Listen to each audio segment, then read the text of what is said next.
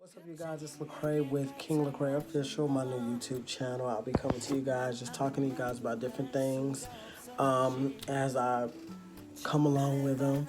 Books, movies, TV shows, whatever it may be.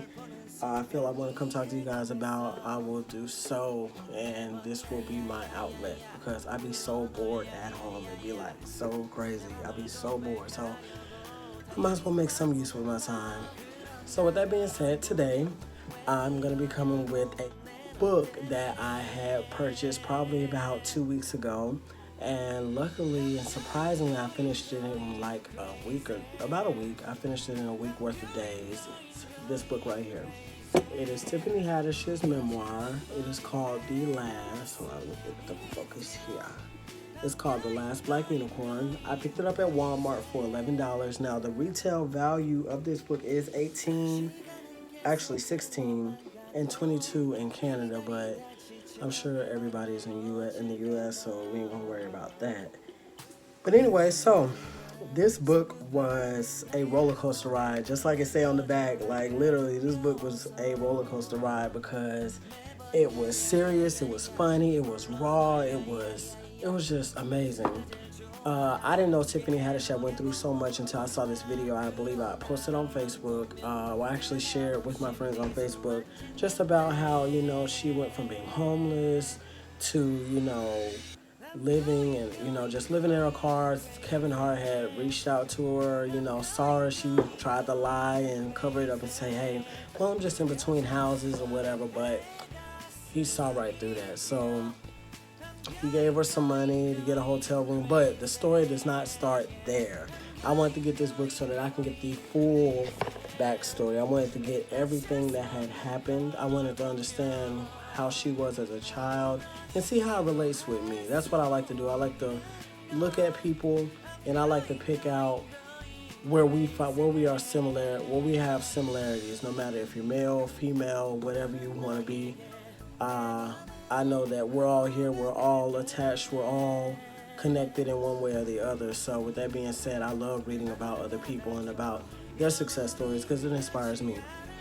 So the book starts off with her just talking about being in high school, working bar mitzvah. She was getting paid like $50,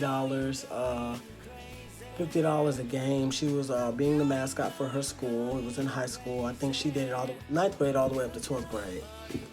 And there was a point where she didn't want to do it because, of course, nobody really wants to be a girlfriend of someone who is, how could I say this? They're, as she said, the mascot's assistant.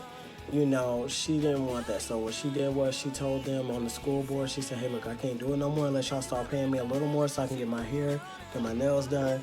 Y'all gonna have to do something. And she told them straight like that.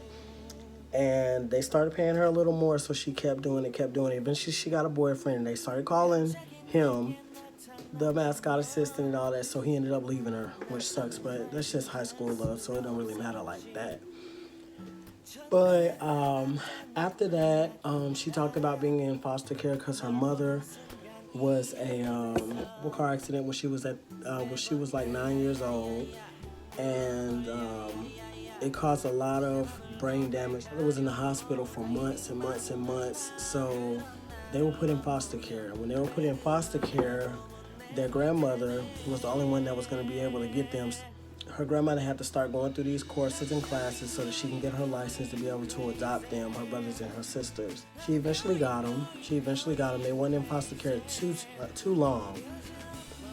But once Tiffany got older, grandmother stopped getting checks for her. So what she decided to do was she decided to say, okay, Tiffany, you need to go ahead and you need to start either looking for your own place, you need to go to college or something because these checks finna stop, which sucks. But, it is what it is.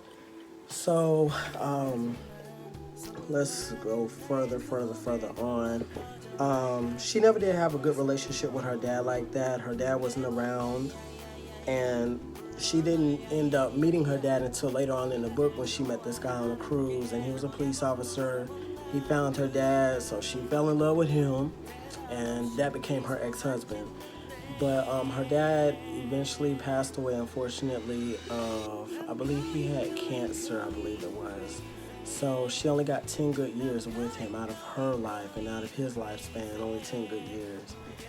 And like I say, she's a goofball. She's funny. She's goofy. A lot of people don't think that she's funny. I honestly feel like she's a funny person. She's funny. Yeah, sometimes her jokes may not be funny, but hey, not all of Cat Williams' jokes are funny, and not all of Bernie Mac's jokes are funny. Eddie Griffin, all of the greats, all of the legendary ones. Ricky Smiley, not all of their jokes are funny, but I like Tiffany because she's humble.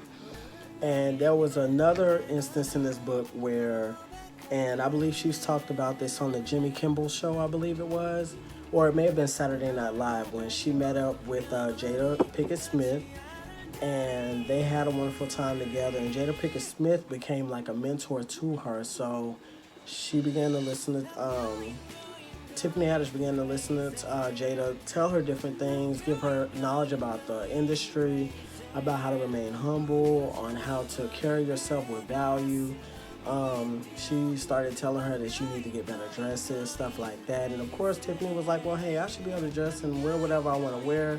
But it wasn't until Jada gave her a Da Vinci bag, and Jada was like, well, designers give me this stuff for free. And she was like, well, how do you get the stuff for free? And she was like, well, of course, when you're in Hollywood, it's all about status. So when you're a big celebrity and you're wearing these clothes and you're wearing these clothes, you're driving these cars and stuff, you're promoting their business. So down to earth. She had a ex-boyfriend that was in this book that was just crazy. Oh my gosh. His name is Titus, and I believe it was like 2 whole chapters on him. If you guys get the book, you guys will really enjoy hearing about what she went through with him. I'm not going to spoil anything. I'm not going to say too much. A lot that went on that he was doing to her, just too much. And then her ex-husband, he was abusive.